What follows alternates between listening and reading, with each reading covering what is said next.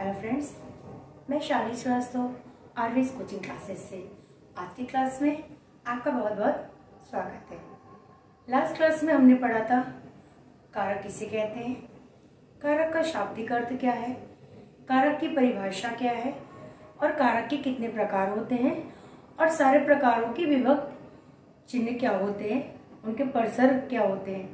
ठीक है, आज के वीडियो में मैं आपको बताऊंगी कि उनकी पहचान कैसे की जाती है और वाक्य में उन शब्दों को कैसे लगाया जाता है, उन चिन्हों को कैसे लगाया जाता है।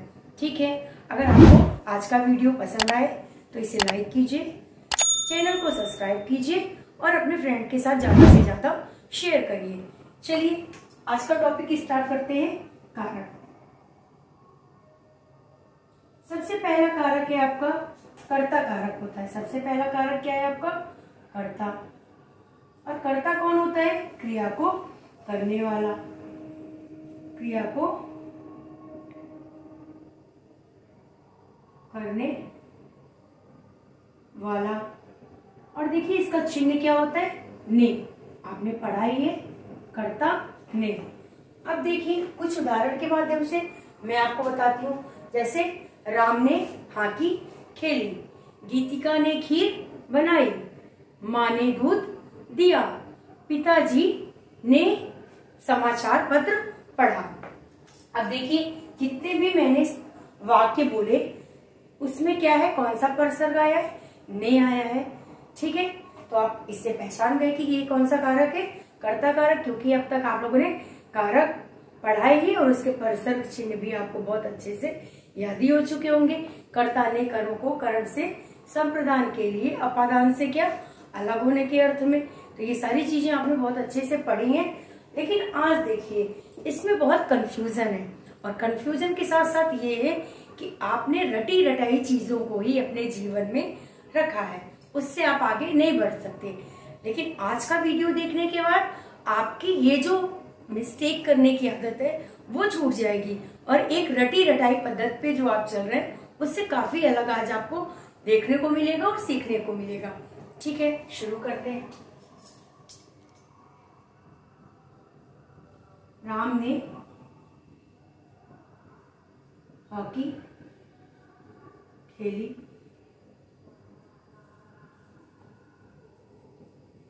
रोली ने खीर बनाई। अब आप देखिए बाकी भी और भी, जैसे पिताजी ने समाचार पत्र पढ़ा, माँ ने दूध दिया। अब ये सारे कौन से, इसमें कौन से परसर्ग चिन्ह आए? ने। कर्ता के साथ क्या है? ने आया है। तो ये क्या है? आपने बहुत अच्छे से पहचान लिया कि ये कौन सा कारक है? कर्ता कारक है, क्योंकि इसमें कर्ता के बारे में बताया गया। लेकिन अब देखिए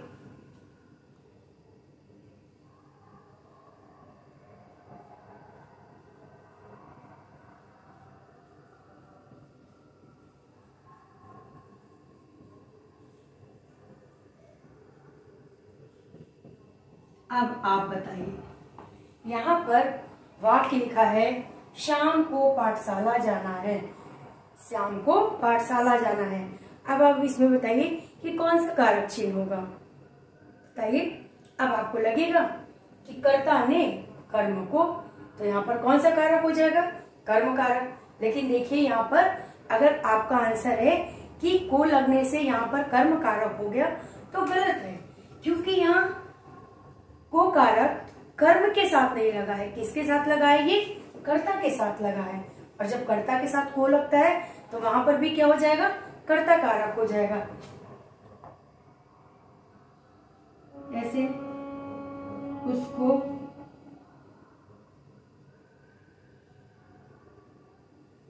दिल्ली जाना है। अब इसमें भी आप देखिए, इसमें भी आपका कर्ता कारक ही है। अब आपने यहाँ देखा कि आपका कर्ता कारक का एक चिन्ह ने है, दूसरा चिन्ह मैंने आपको बताया कि को। जहां पर कर्ता के साथ को लगेगा वहां भी कौन सा कारक होगा? कर्ता कारक। अब आपको देखिए मैं एक और बताती हूँ।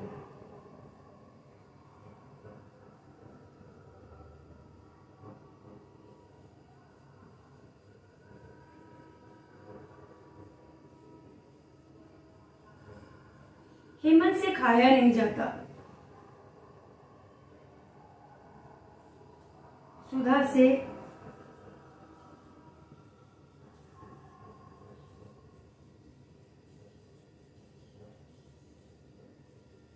अब आप बताइए इसमें कौन सा कारक होगा। तो अब इसमें तो कारक चिन्ह से ही आ गया। तो अगर कारक चिन्ह से आया तो कर्ता ने कर्म को करण से, तो यहाँ करण कारक हो जाना चाहिए। लेकिन आपको ये भी मैंने बताया था लास्ट वीडियो में कि करण में से कब से आएगा। करण कारक में क्या होता है, करण कारक क्रिया करने का साधन होता है। तो यहाँ क्रिया में ये साधन तो है नहीं है मन, सुधा भी साधन नहीं है, ये दोनों क्या है, व्यक्ति, ये कर्ता है। तो यहाँ जब कर्ता के साथ से आएगा तो भी यहाँ पर कौन सा कारक होगा, कर्ता ही कारक होगा। आज आपने एक और पढ़ा कि कर्ता कारक में जब कर्ता के साथ से लगेगा तो वहां करण कारक नहीं होगा, क्या होगा, कर्ता कारक होगा। अब आप और भी देखिए,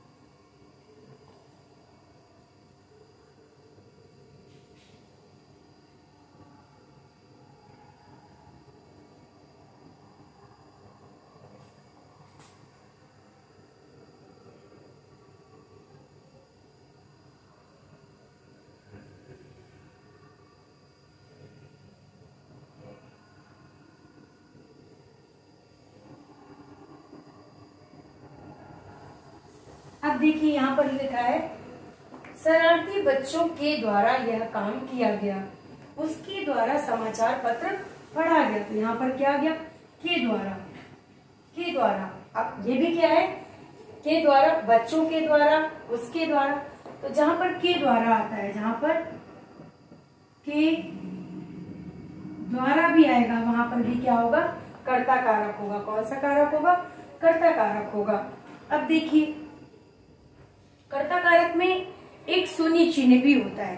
कौन सा चिन्ह होता है, शून्य चिन्ह होता है। कैसे होता है ये आप देखिए, दादी माँ रामायण पढ़ती है, रमा सेब खाती है। अब देखिए इसमें कोई भी कारक चिन्ह नहीं लगा है, इसमें कोई भी कारक चिन्ह है नहीं है। लेकिन देखिए कर्ता कारक की पहचान करने के लिए किसने लगाकर प्रश्न करेंगे तो उत्तर मिल जाएगा। इसमें कौन या किसने लगाकर जब भी हम प्रश्न करते हैं तो हमको जो उसका उत्तर मिलता है वो हमारा कारक को बताता है, कर्ता कारक को बताता है। जैसे रामायण किसने पढ़ी, रामायण किसने पढ़ी, तो किसने पढ़ी, दादी माँ ने। दादी माँ कौन है, कर्ता।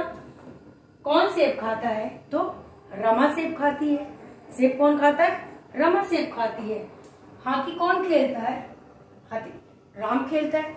तो जब कर्ता कारक में आप क्या या किसने लगाकर प्रश्न करेंगे तो आपको उसका उत्तर मिल जाएगा। अब कर्ता कारक के बाद ये आपको समझ में आ गया कि कर्ता कारक के चिन्ह ने के अलावा आज आपने क्या पढ़ा कि कर्ता कारक के चिन्ह जब कर्ता के साथ लगेंगे तो को में अगर कर्ता के साथ को लगा है तो भी वो क्या होगा, कर्ता कारक होगा। से लगा है तो भी कर्ता कारक होगा और के द्वारा लगा है तो भी कर्ता कारक होगा। और एक शून्य चिन्ह होता है जिसमें कौन या किसने लगाकर अगर आप प्रश्न करेंगे मुख्य क्रिया के साथ तो जो उत्तर मिलेगा वही आपका क्या होगा, कर्ता कारक। अब कर्ता कारक के बाद हम दूसरा पढ़ते हैं, कर्म कारक के बाद हम पढ़ेंगे दूसरा कारक आपका कर्म कारक। क्या हो गया, कर्म कारक। कर्म कारक क्या है, जिन पर क्रिया का फल पड़े, जिन पर क्रिया का फल पड़े। और इसका चिन्ह क्या है, को। क्या है, को। अब देखिए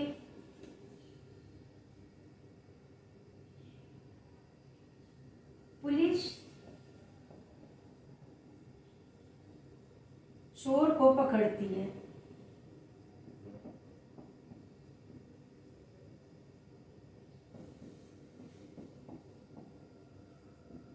मदारी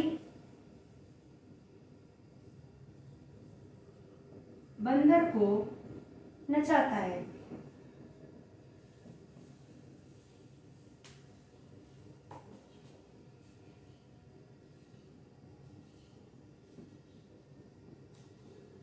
राधा नौकर को बुलाती है।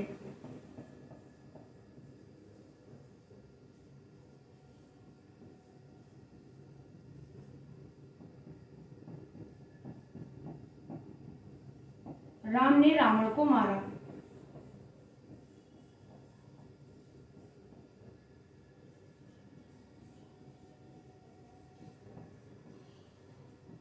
देखिए इतने सारे उदाहरण मैंने आपको लिख के दिखाया और सभी में को पर्सन लगा हुआ है। पुलिस ने किसको पकड़ा? चोर को। बंदर मदारी किसको नचाता है? बंदर को। राधा किसको बुलाती है? नौकर को। राम ने किसको मारा? रावण को। ठीक है, तो अब इसमें क्या है, जब आप किसको लगाकर प्रश्न करेंगे तो आपको जो उत्तर मिलेगा वही आपका क्या होगा? कर्म कारक होगा। लेकिन इसमें भी थोड़ा सा एक अलग पर्सन चिन्ह का प्रयोग होता है, वो आज आप सीखिए। शिक्षक ने छात्रों से प्रश्न किया।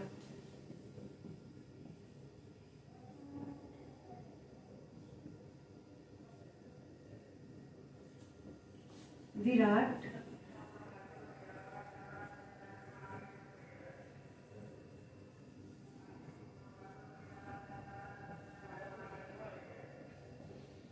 प्रेम करते हैं।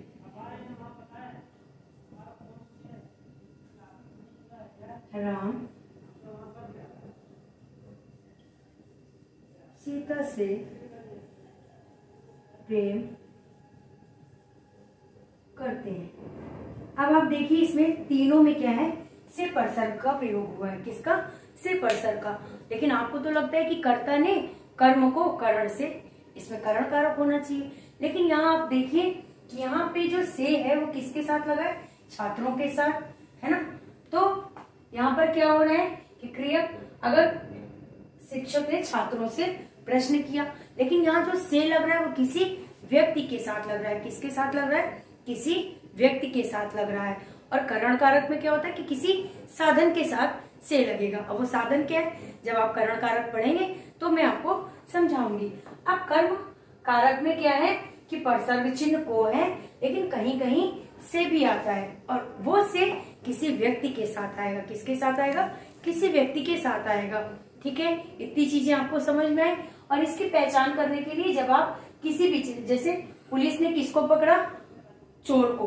तो जब आप किसको लगाकर प्रश्न पूछेंगे और आपको जो उत्तर मिलेगा वही आपका क्या होगा? कर्म कारक होगा। अब कर्म कारक के बाद तीसरा जो कारक है वो कौन सा है? करण कारक। तो चलिए अब करण कारक के बारे में समझते हैं कि करण कारक क्या है। देखिए करण कारक के बारे में, करण कारक क्या है? करण कारक आपका क्या होता है? क्रिया करने का साधन या माध्यम। क्रिया करने का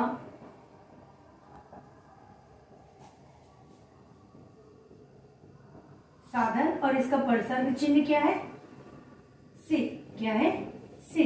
अब देखिए जैसे माँ बेलन से गोल गोल रोटियां बनाती है। ठीक है, समझ में आ रहा है किससे बना रही है भाई? बेलन से। दूसरा आप देखिए, पुलिस माँ बेलन से गोल गोल रोटियां बनाती है। पुलिस चोर को डंडे से पीटती है। मोहन लाठी से सांप को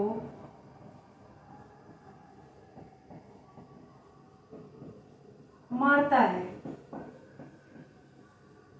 गौरी साबुन से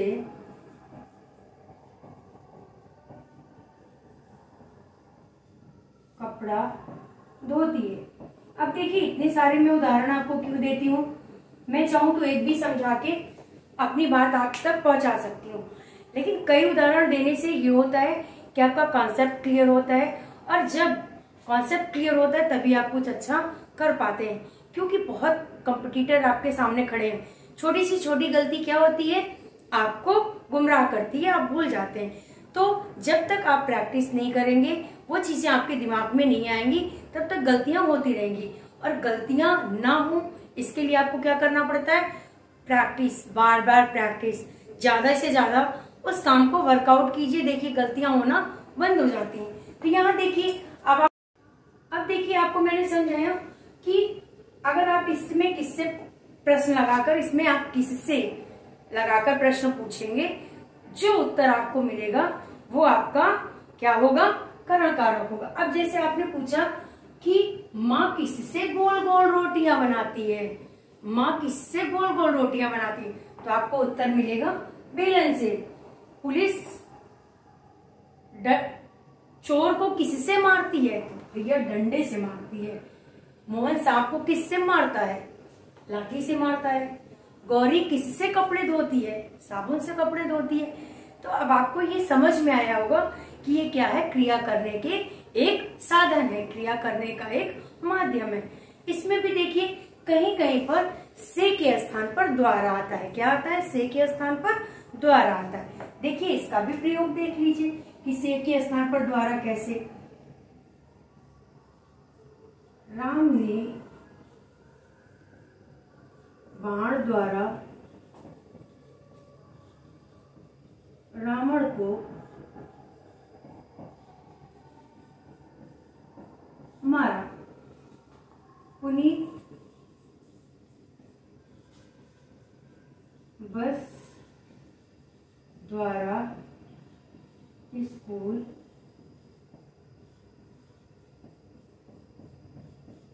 जाता है। देखिए एक उदाहरण इसमें मैं आपको और दूंगी, और वो उदाहरण ऐसा होगा कि जहां पर से नहीं लगा है, लेकिन अगर आप प्रश्न करेंगे तो आपको जवाब से में मिलेगा। जैसे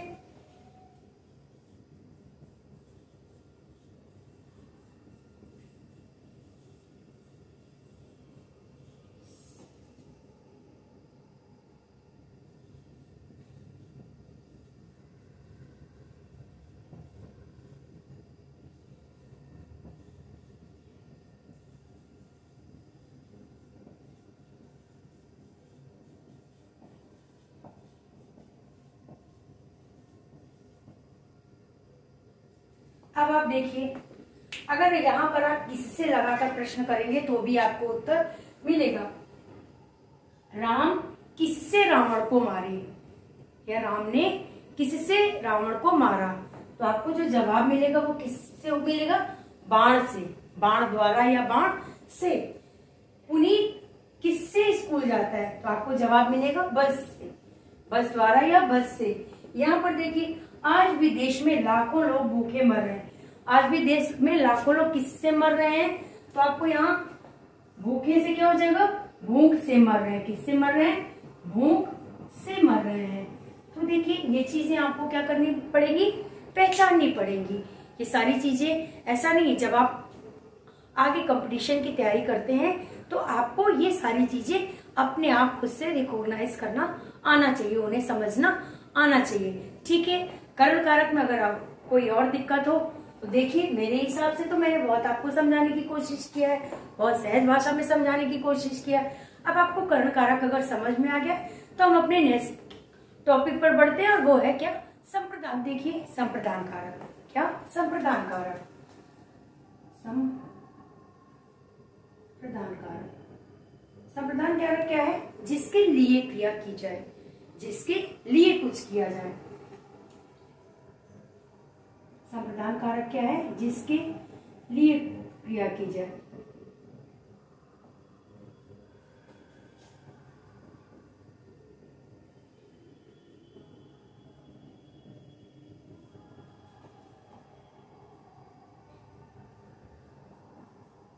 अब देखिए इसमें क्या है, के लिए, इसका परसर्ग चिन्ह क्या है, के लिए, कहीं कहीं को भी देखने को मिलता है। अब देखिए यहाँ पर के वास्ते भी मिलता है, के वास्ते भी मिलता है, के निमित्त भी मिलता है।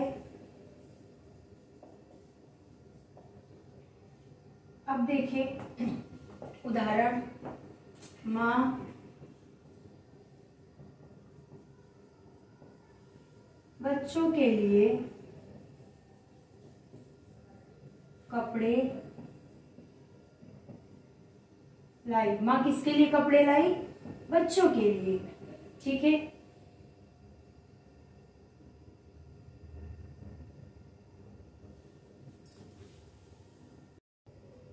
देखिए अब क्या है, माँ बच्चों के लिए कपड़े लाई। अब देखिए माँ बच्चों के लिए फल लाई। अब देखिए इसमें क्या है, के लिए, अब के वास्ते,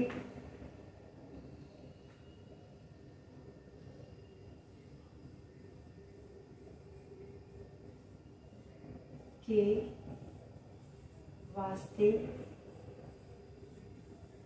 दान दो। भूकंप पीड़ितों के खातिर प्रधानमंत्री ने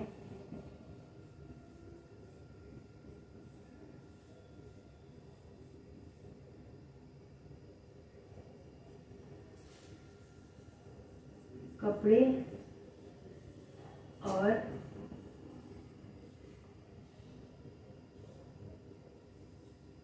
अन्न दिए। अब इसमें क्या है, किसी का भी सेंस नहीं बदला, चाहे के लिए कपड़े लाए, यहाँ पे किसके लिए, बच्चों के लिए कपड़े ले आए, यहाँ गरीबों के वास्ते, चाहे गरीबों के वास्ते, चाहे गरीबों के लिए दान दिया गया या गरीबों के वास्ते दान दिया गया। अब भूकंप पीड़ितों के खातिर तो सेंस सबका वही निकलेगा, लेकिन जहां पर भी चाहे वहां पर क्या आ जाए, के लिए आए, के वास्ते आ जाए, के निमित्त आ जाए, है ना, वहां पर क्या होगा, आपका संप्रदान कारक ही होगा। इसमें एक चीज और देखिए, जहां पर किसी के आदर और सम्मान की बात की जाती है वहां पर भी आपका संप्रदान कारक ही होता है। जैसे गुरु जी को प्रणाम है, पिताजी को प्रणाम है, ब्राह्मणों को भोजन दो। इसमें देखिए को का प्रयोग कैसे किया जाता है, भैया ने दीदी को उपहार दिया,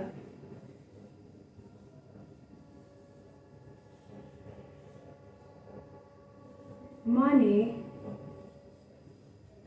भिक्षुक को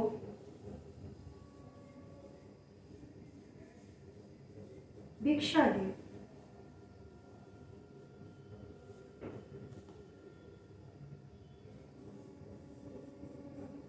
प्रधानमंत्री ने गरीबों को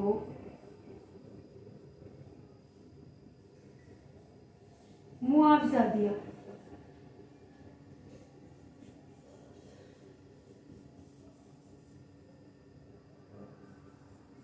अब यहाँ पर आप देखिए कि क्या है संप्रदान कारक में, कि जहां के लिए आए, को आए, के वास्ते आए, के निमित्त आए, के खातिर आए, वहां पर ये सारी चीजें किसके अंतर्गत आती है, संप्रदान कारक के। ठीक है, और जहां पर किसी के आदर सम्मान की बात की जाएगी वहां पर भी कौन सा कारक होगा, संप्रदान कारक। अब संप्रदान कारक के बाद सबसे जो महत्वपूर्ण कारक है अपादान कारक, इसको हम आपको समझाते हैं कि अपादान कारक। देखिए अब हम लोग पढ़ेंगे अपादान कारक की। अपादान क्या है, जैसा कि आप जानते हैं अपादान किसी भी चीज से अलगाव की स्थिति के को बताता है। जैसे पेड़ से फल गिरते हैं, पेड़ से पत्ते गिरते हैं, तो यहाँ पर क्या होगा, पेड़ से पत्ते गिर गए, पेड़ से फल अलग हो गया। तो जहां पर कहीं अलगाव की बात होती है वहां पर कौन सा कारक होता है, जल्दी बताइए, अपादान कारक होता है। ठीक है, और भी एग्जाम्पल के माध्यम से समझते हैं अपादान कारक। अपादान क्या है, कर्ता ने कर्म को कर्म से संप्रदान के लिए अपादान से अलग होने के अर्थ में। ये क्या बताता है, अलगाव या पृथकता को बताता है। और इसका कारक चिन्ह क्या है, से। इसका कारक चिन्ह क्या है, से। देखिए करण कारक में कारक चिन्ह भी से है और इसमें भी कारक चिन्ह से ही है, लेकिन करण कारक में जो से है वो किसके लिए, क्रिया करने का वो साधन है। और यहाँ पर जो कारक चिन्ह से है वो क्या बताती है कि किसी भी चीज से अलग हो जाना। देखिए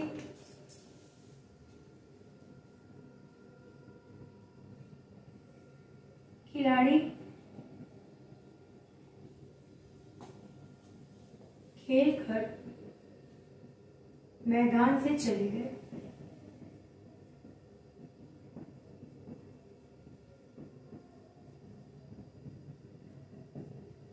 तार से कपड़े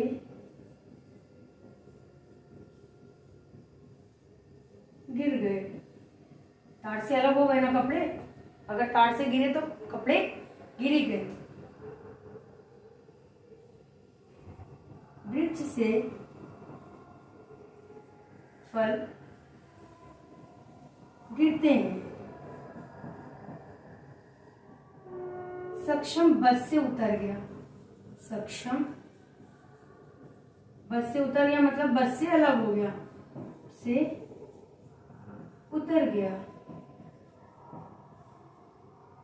मोहन प्रयागराज से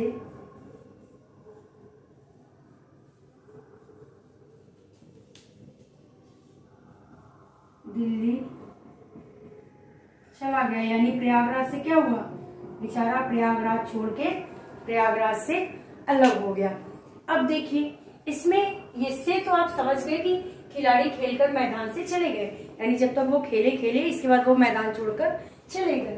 तार से कपड़े नीचे गिर गए मतलब तार से कपड़े क्या हो गए, अलग हो गए। वृक्ष से फल गिरते हैं मतलब वृक्ष से फल अलग हो गए। ये सारी चीजें क्या बता रही है, अलगाव को बता रही। लेकिन इसमें और एक चीज है जो समझना बहुत जरूरी है, और ये कॉन्सेप्ट आपका क्लियर होना चाहिए, नहीं तो आप गलती करने पर मजबूर ही हो जाएंगे। देखिए इसमें क्या है, जहां पर किसी भाव की बात हो, जहां पर तुलना की जाए, जहां पर लज्जा या शर्माने की बात आती है, जहां पर किसी भी चीज के प्रारंभ की बात हो, जहां पर किसी उद्गम की बात हो, और जहां शिक्षा ग्रहण करने की बात हो, यहां भी हर जगह किस चीज का,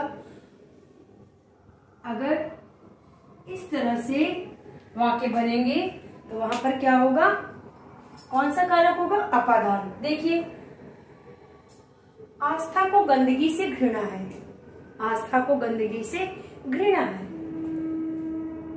अब यहाँ पर किससे घृणा, उसको गंदगी से, यानी भाव आ रहा है, तो यहाँ पर क्या है, यहाँ भी आपका अपादान, तुलना, जहां पर किसी भी चीज की एक दूसरे से तुलना की जाए। राम श्याम से अधिक बुद्धिमान है, चीन भारत से बड़ा है, जहां पर तुलना भी की जाएगी वहां पर कौन सा कारक होगा, अपादान ही कारक होगा।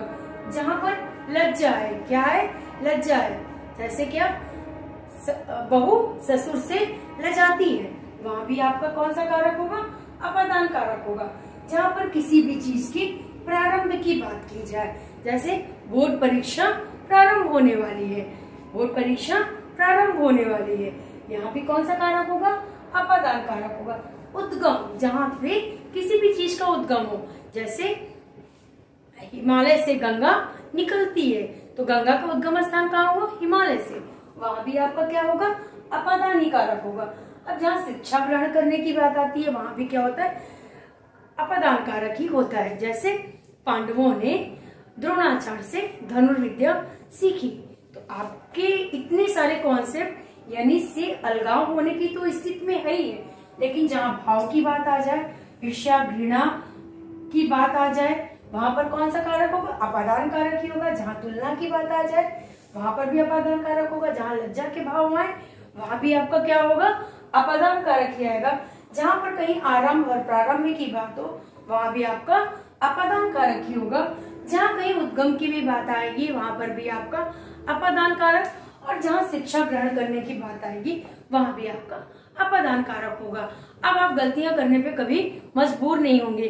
और देखिए इतना मेहनत करके आपके लिए ऐसी वीडियो बनाई जाती है, तो प्लीज इसको लाइक कीजिए। अगर आपने चैनल पर नए हो तो उसको सब्सक्राइब कीजिए और अपने फ्रेंड्स को ये वीडियो शेयर करिए। अब इसके बाद हम लोग पढ़ते हैं संबंध की। अब हम अपादान कारक के बाद कौन सा कारक? संबंध कारक। संबंध कारक क्या है? संबंध को बताने वाला, संबंध को दर्शाने वाला।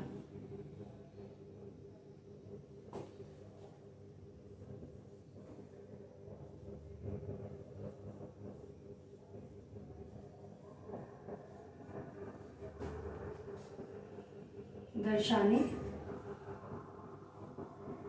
से पोज करो, दर्शाने वाला, जैसे का, की, के, रा, री, रे, ना, नी और ने। जैसे यह दादा जी की तस्वीर है। राम श्याम का दोस्त है। तान्या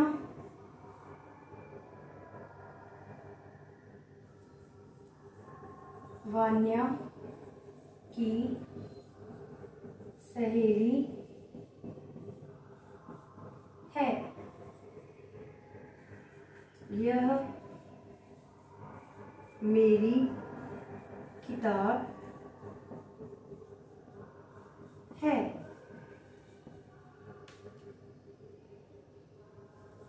अपनी दुकान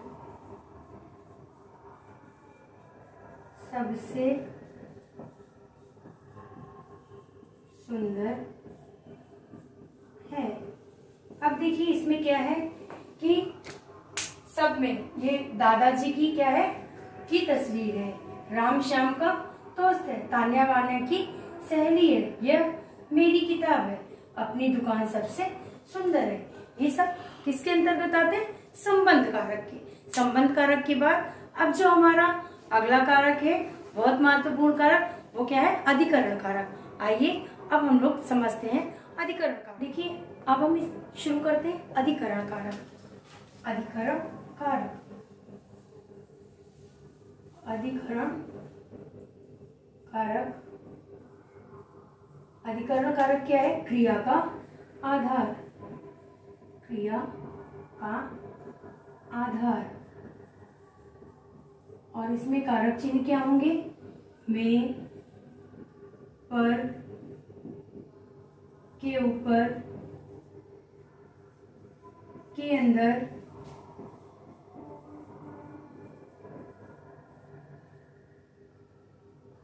में, पर, के ऊपर, के अंदर। जैसे मछलियां जल में रहती है। कौवा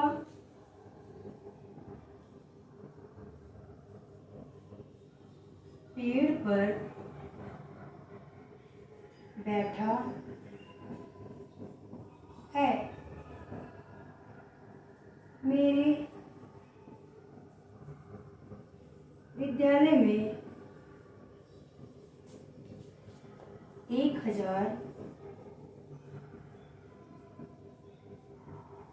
छात्र पढ़ते हैं। कमरे के अंदर मेज रखी है। मेज के ऊपर किताब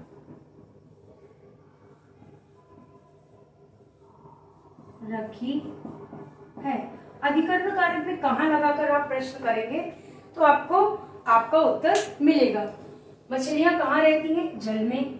कौवा कहाँ बैठा है? पेड़ पर। विद्यालय में कितने छात्र पढ़ते हैं? 1000। मेज कहाँ रखी है? कमरे के अंदर। किताबें कहाँ रखी हुई है? मेज के ऊपर। तो आपको ये बहुत सरलता से समझ में आया होगा अधिकरण कारक। अब अधिकरण कारक के चिन्ह भी समझ में आएंगे कि क्या क्या है। में, पर, के ऊपर और के अंदर। सबसे लास्ट आपका जो कारक है वो क्या है? संबोधन कारक। आइए समझते हैं संबोधन कारक। संबोधन जैसा कि नाम से ये कि किसी को संबोधित करना। इसका क्या है कारक चिन्ह? हे, अरे, ओ। अब देखिए, हे ईश्वर,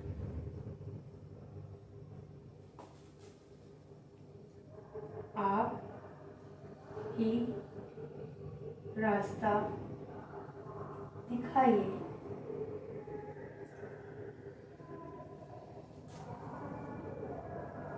अरे बच्चों,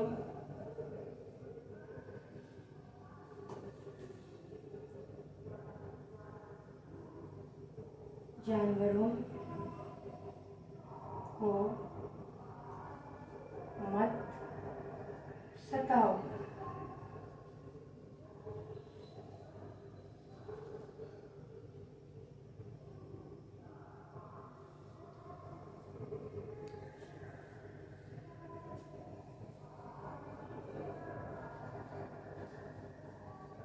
आप घर जल्दी आना। हे भगवान, दया करो।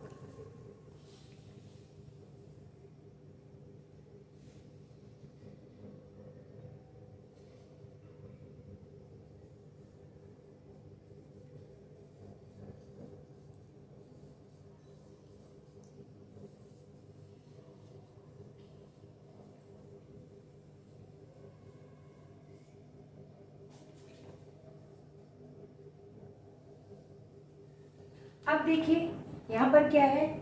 हे ईश्वर, आप ही रास्ता दिखाइए। अरे बच्चों, जानवरों को मत सताओ। सुनो, आप जल्दी घर आना। हे भगवान, दया करो। हे राम, मैं आपके भरोसे हूँ। तो इन सब में क्या है कि किसी को संबोधित किया गया है और संबोधन कारक में इस तरह के चिन्ह लगे होते हैं। तो आपको ये वीडियो पसंद आया होगा। बहुत सारी नई चीजें आज आपने सीखी होंगी। अगले वीडियो में फिर मिलते हैं, लेकिन सब्सक्राइब करना मत भूलिएगा। इसे लाइक कीजिए, अपने फ्रेंड के साथ शेयर करिए। इसके लिए मुझे बार बार रिक्वेस्ट ना करनी पड़े, क्योंकि आपका इस तरह से सहयोग देना मुझे इस बात के लिए प्रेरित करेगा कि मैं आपके लिए और अच्छे अच्छे वीडियो ऐसे ही बनाती रहूं और आपके ज्ञान को बढ़ाती रहूं। धन्यवाद।